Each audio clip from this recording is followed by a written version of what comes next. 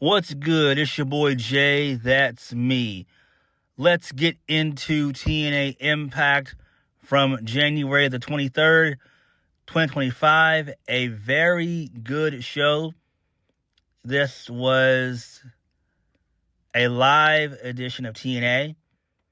TNA has not been live in 8 years. And this was a really good show. The crowd was on fire all throughout this entire show. Not only that, the crowd looked good.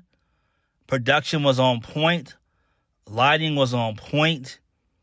And it seems like TNA is taking a massive step in the right direction. They really, truly are. They're getting their act together. And I think that 2025 is going to be their year.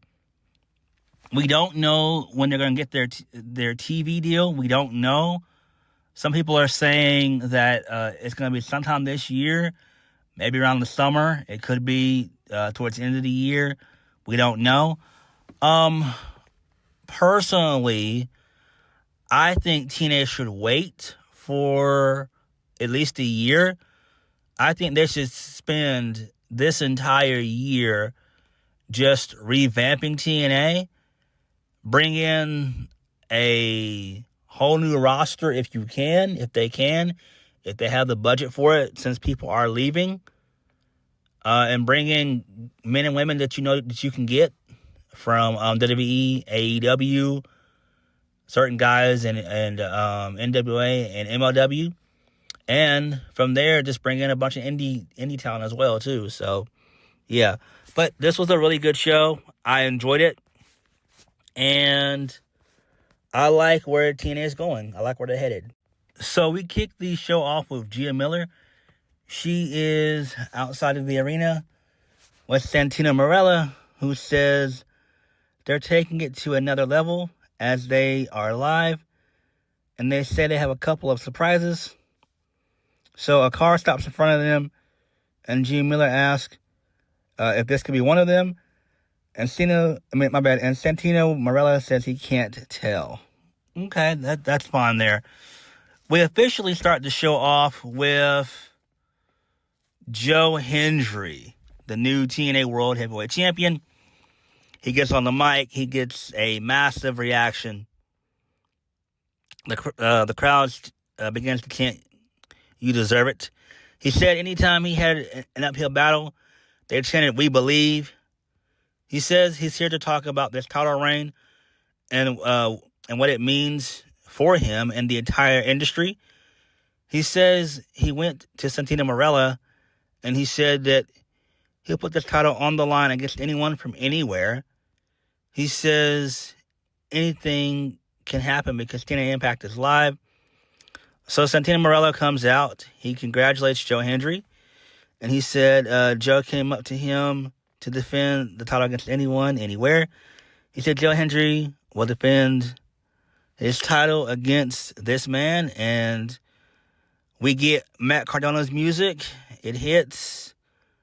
And I was, to an extent, pissed off. And Matt Cardona stared down Joe Hendry, and that was that. This is fine, I guess. Again, I'm not a fan of Matt Cardona. I'm just not, because he's so damn mid. I don't care that he's the indie god. That's not important.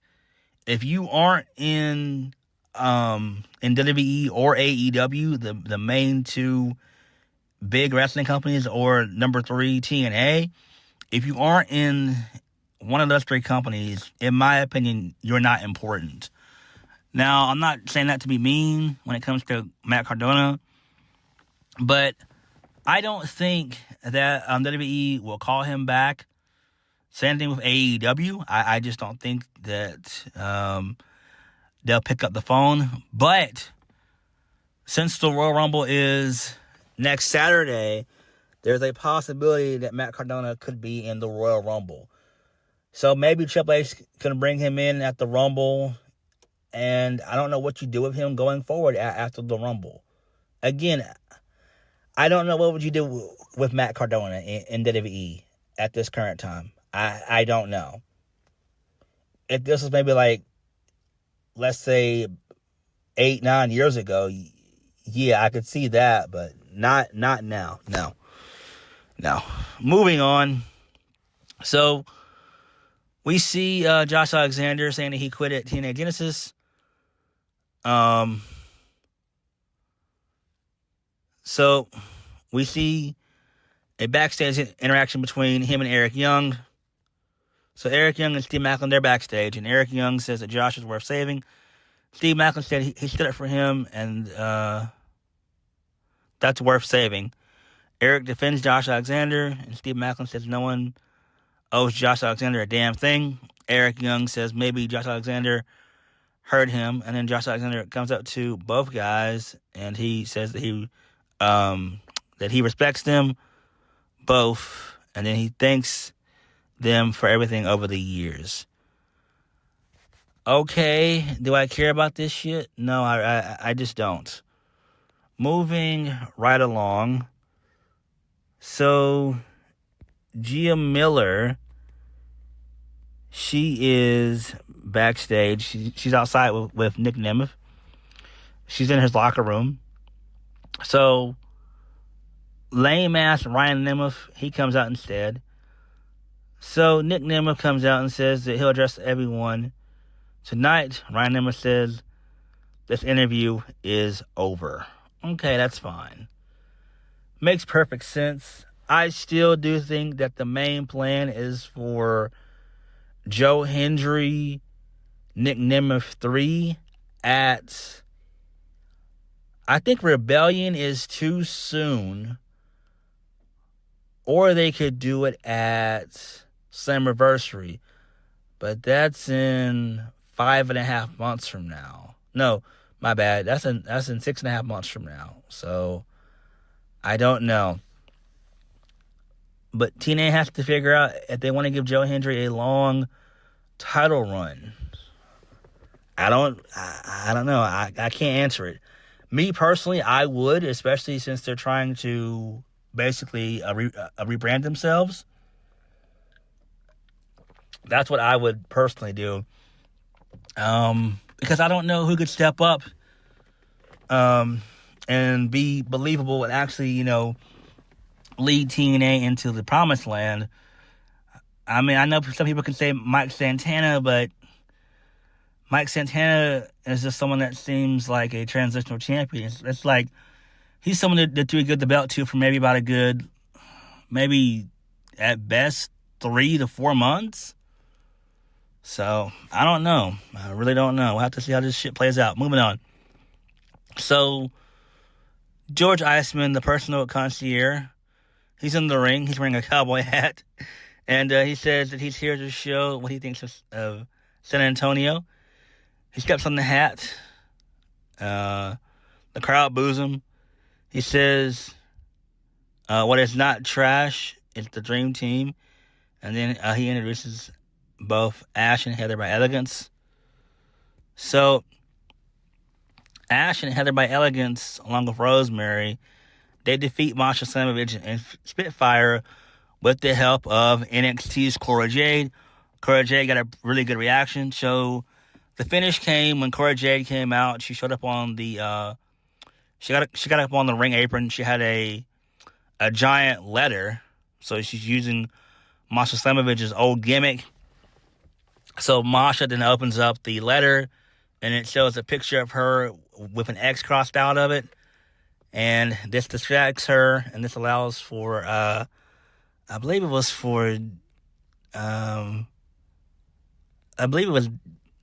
Ash by Elegance who got the pin. It doesn't matter. It was a roll-up, so she won via roll-up. So that's cool there. I like that. Really good shit. I can't wait for Masha Slamovich versus Cora Jade. That shit's going to kick major ass. That's going to be fun. Because Masha Slamovich, when she wants to, she can work stiff as fuck. She really can. Moving on. So, Josh Alexander, he comes out with the Northern Armory. Josh says that TNA Genesis, he quit TNA. He says he'd like to thank TNA to give him the opportunity to address this. He says he's been a wrestler for 20 years. He prided himself on being unbreakable and giving everything he has. He says at TNA Genesis he threw everything he had at Mike Santana, and it wasn't enough. And this is why Mike is the new standard of TNA. He says the match made Josh face some hard truths. He says he's not proud, and since his time has come to an end, he wants to think of the good times. He says his son only known him as a TNA wrestler and as a champion. He says on June 19, 2002, he was 15 years old, and he became a lifetime TNA fan. He says they have no reason to trust him, but he says his time in TNA has been a dream come true, but it's time for him to step away.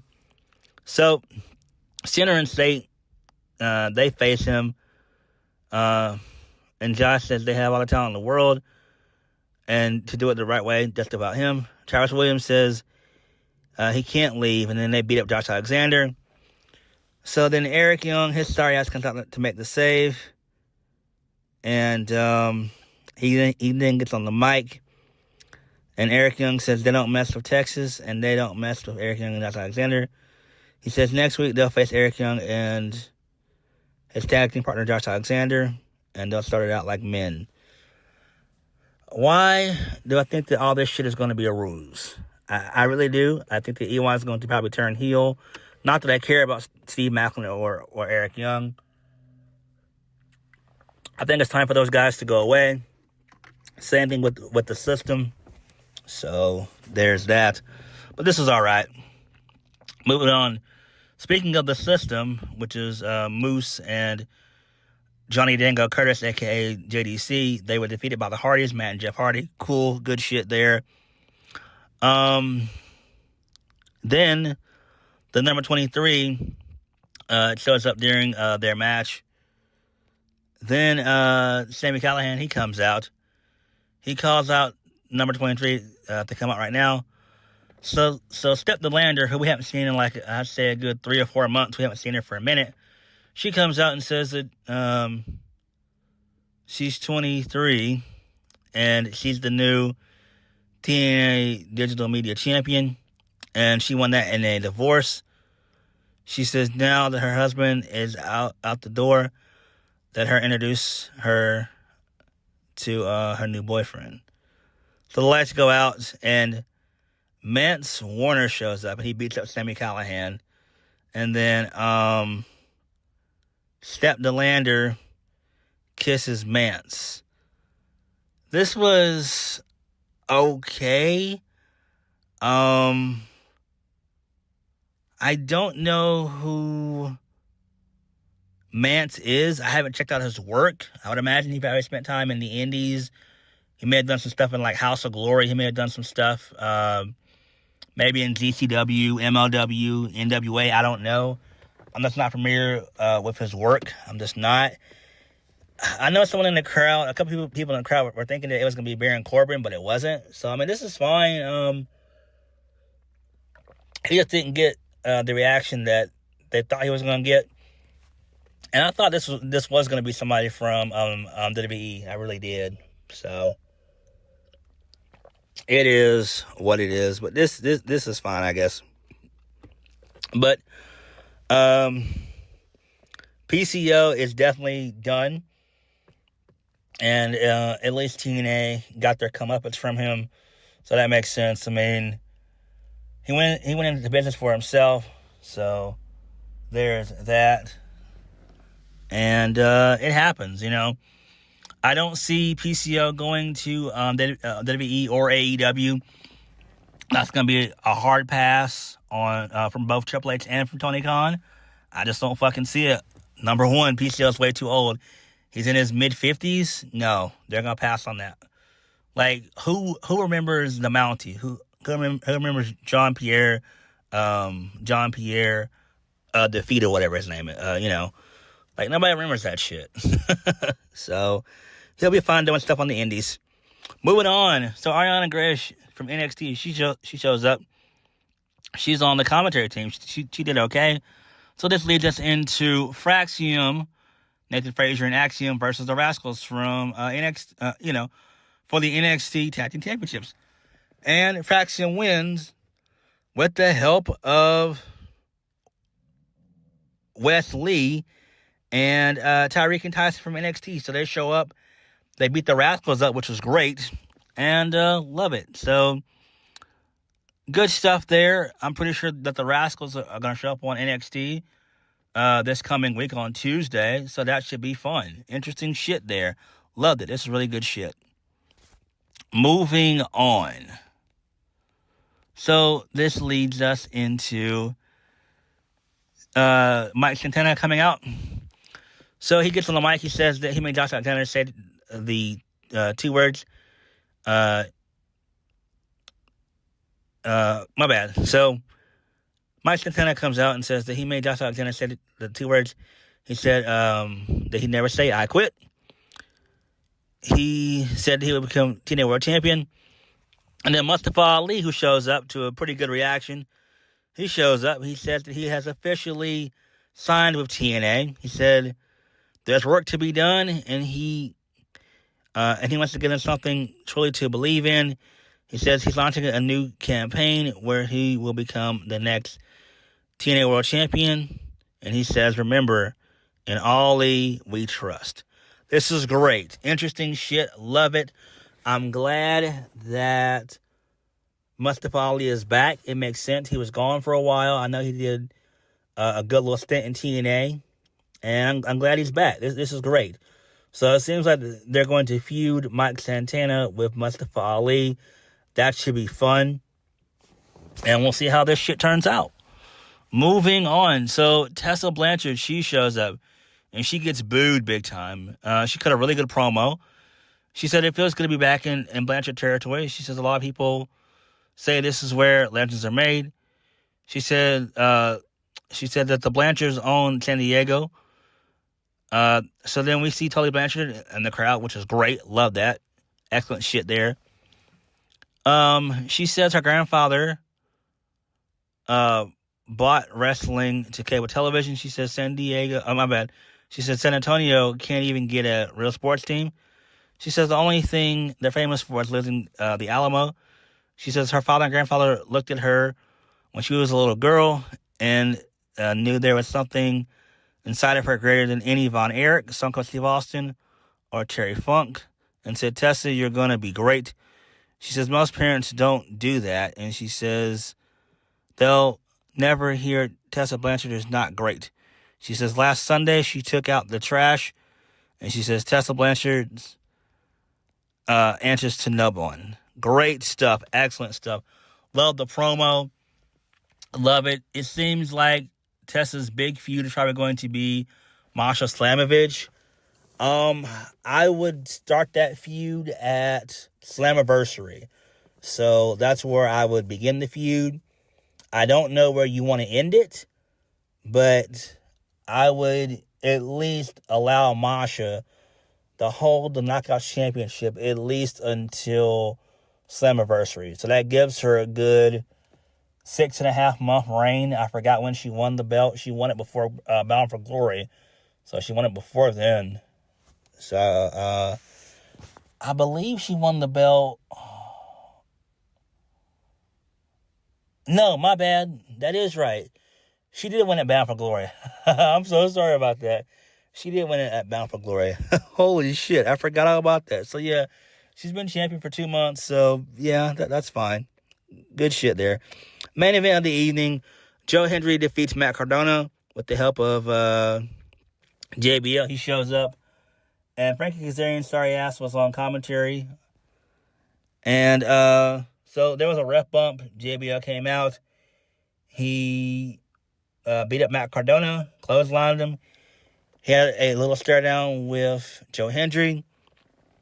So then Joe Hendry got hit with the belt. He kicked out. Matt Cardona was going to go for a shot with the belt again. Joe Hendry ducked. He hit the standing ovation. 1, 2, 3. Joe Hendry retains. And he celebrates, and that was it. So really good show. excellent stuff. Really good first live show. Hopefully, TNA can continue to do live shows. It makes more sense that way. I get they don't have the budget right now, but maybe whenever they get to when they get a better TV deal, maybe they can. So we'll have to wait and see how that plays out. But this was a very good episode. Thoroughly enjoyed it. I love what they're doing with Joe Hendry. I'm glad that Mustafa Ali's back. That's excellent. I'm glad that he's officially re-signed to TNA. That's excellent. So I'm pretty sure when he was there last time, he was there probably on a per appearance deal and like a handshake deal. And now they have officially signed him, so that's excellent. Great stuff there. I'm loving the feud that they're going to do with him and Mike Santana. Mance Warner being the 23 guy, that's fine, I guess. I was thinking it was going to be Baron Corbin. And maybe Baron Corbin will show up later on, maybe at like Rebellion or whatever. So I do see Baron Corbin showing up in TNA sometime this year. Tessa, I'm glad she's there. I'm glad she's back. She got some really good heat, so that's always good. TNA's Knockouts division, it needs a hard reboot and rebuild. So with Tessa being there, maybe like Mandy Rose can show up. Maybe if she doesn't show up at the Rumble, maybe we can see Lacey Evans as well.